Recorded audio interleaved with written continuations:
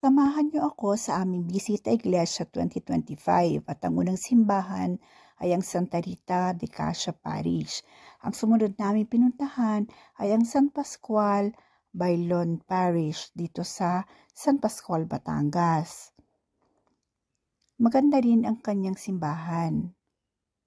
At ang sumunod ay ang Bawan Immaculate Conception Parish sa Bawan, Batangas.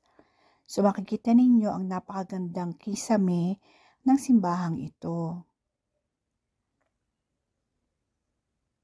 Ang sumunod ay ang Saint Therese of the Child Jesus and of Holy Face.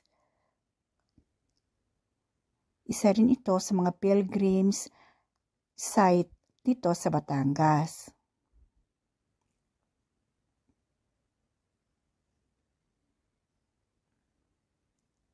At ang ikalima ay ang Taal Basilica dito sa Taal, Batangas. Isa sa pinakamalaking simbahan dito sa lungsod at probinsya ng Batangas.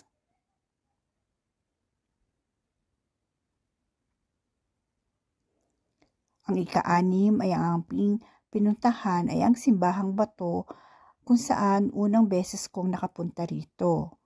Medyo malayo ang biyahe pero sulit naman.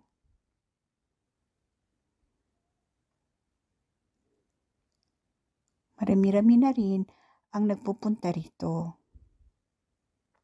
At ang panghuli ay ang Basilica of Immaculate Conception dito sa mismong Batangas City.